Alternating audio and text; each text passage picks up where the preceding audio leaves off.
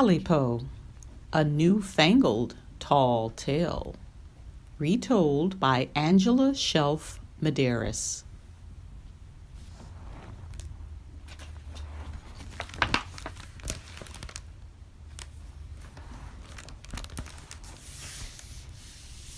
Now, I wasn't there, but I heard this story from someone who was.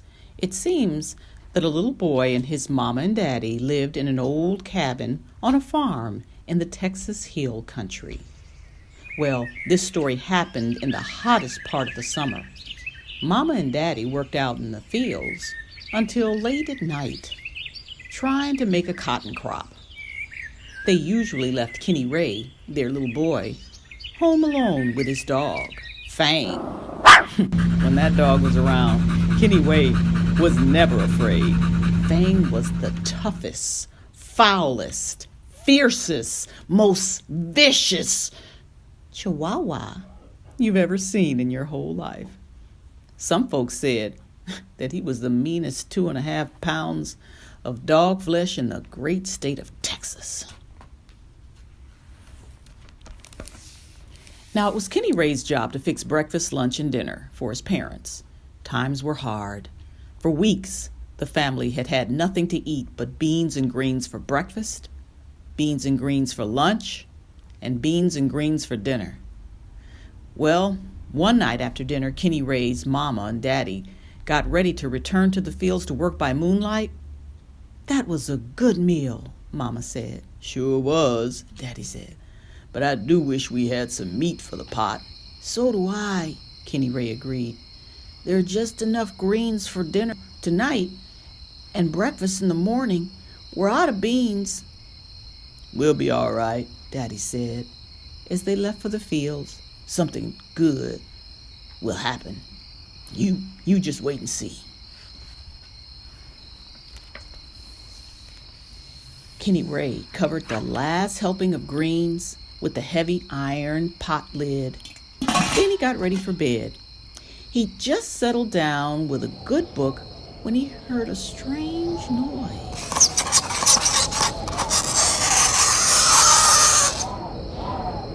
It sounded like something was coming from the porch. Fang started to bark. Fang's bark wasn't very loud, but you could tell he meant business. Then Kenny Ray heard that sound again. It was louder this time. It was coming from over near the window. Fang began to leap in the air. He whirled around and around, barking and squealing. Well, sir, it wasn't long before Kenny Ray heard that sound some more. Now it was real loud. Even worse, something was poking its head into the room. It had 2 sharp, furry ears, 2 slanted yellow eyes like a cat, had a pointy nose like a rat, and long, sharp teeth like a lion. Fang tore after that critter and began squeaking with all his might. Kenny Ray was so scared he didn't know what to do. That thing slithered through the window and into the room. It had a scaly body like an alligator and long, furry tail like a fox. It was the strangest looking beast Kenny Ray had ever seen. Quick as a wink, Fang jumped on that critter and sunk his sharp little teeth into its tail. The critter yelled louder than a bull, calling for feeding time. It jerked Fang around the room like he was one of those rides at the county fair in Dallas. Fang hung on for dear life. Then, with a flick of its tail, it threw Fang on the bed next to Kenny Ray. Without a backwards glance, that critter went over to the greens pot and knocked off the lid. Now, greens for breakfast, lunch, and dinner ain't much, but it's better than nothing. Kenny Ray and Fang weren't about to let that funny-looking thing eat up their last meal. Kenny Ray grabbed the broom and commenced to chasing that thing around the cabin. Around and around they went until they were both dizzy. The creature staggered over to the window and tried to crawl out. Just then, Fang leaped up and grabbed its tail again. Well, that critter pulled Fang out the window. Kenny Ray grabbed Fang's legs, and with a sharp jerk, he yanked Fang back into the cabin. They both fell down in a heap. Kenny Ray heard the rapid screech, screech, screech as that thing slithered away.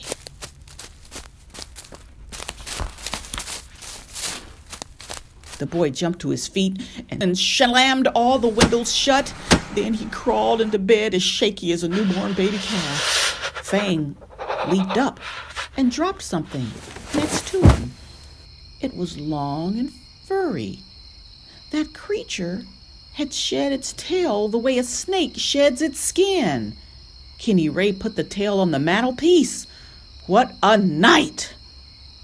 Later that evening, Mama and Daddy came home from the fields. Kenny Ray told them all about what had happened. His parents admired the long, soft tail and told their son how proud they were of his quick thinking. "I'll bet I can take this tail to town and trade it for some groceries," Kenny Ray said. "I bet you can too," Mama said. The next morning, Kenny Ray and his parents finished the last of the greens. Mama and Daddy went off to work in the fields again. Kenny Ray put the tail in a gunny sack, put the gunny sack into his wagon, and set off for town. Fang followed close behind. When they got to the store, Kenny Ray sold the tail and brought enough meat and groceries to last the family for months. He even had enough money left to buy Fang some meaty soup bones. Kenny Ray loaded the groceries in his wagon. Then he and Fang nearly danced all the way home. It was starting to get dark by the time Kenny Ray and Fang reached the swamp bridge. As they crossed over, they heard a watery sounding whisper. It sounded like somebody or something was saying, "Tailypo, all I want is my Tailypo." The boy and the dog peered down into the water. Two slanted yellow eyes peered up at them. A long nose pointed skyward. A mouthful of sharp white teeth grinned at them evilly. Kenny Ray and Fang ran across the bridge as quickly as they could. They were out of the woods and near the house when they heard something slithering after them. Two slanty yellow eyes peered out of the woods. Sharp white teeth gleamed in the fading light. Water slid off the creature's scaly body. "Tailypo, Tailypo, all I want is my Tailypo," the thing whispered. Kenny Ray was terrified. Fang began to... They ran to the cabin as fast as they could go. Breathless, the boy and the dog scooped inside and slammed the door. They were safe, or so they thought.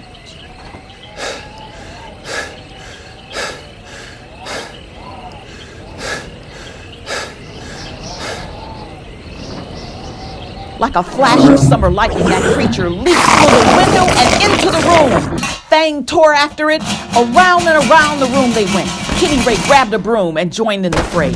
They chased that critter over the furniture and under the furniture. They ran around and around and around until they were all dizzy. Finally, Fang and Kenny Ray cornered the beast near the fireplace. Suddenly, it jumped up into the mantel. Fang tried to jump after it, but his legs were a mite too short. Fang fell, tumbling right into the empty iron cook pot. That evil creature swung out its paw and knocked the heavy iron lid onto the kettle. Fang couldn't get out.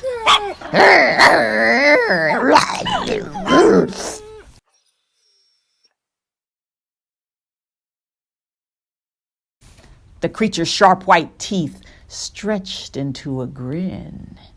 It narrowed its yellow eyes and stared at Kenny Ray. Then it began to slowly climb down the side of the fireplace. The boy was so frightened he didn't know what to do. He leaped into bed and pulled the sheets up to his chin. At the foot of the bed, he saw 2 furry pointed ears, 2 yellow slanted eyes. A voice whispered, "Tailypo, Tailypo, all I want is my Tailypo." The creature was coming closer. Its voice whispered a little louder, "Tailypo, Tailypo, all I want is my Tailypo." Kenny Ray pulled the sheets up to his eyes. He was trembling from head to toe. The 2 furry ears, the yellow slanted eyes, the long pointed nose, and the mouthful of sharp white teeth were even closer now.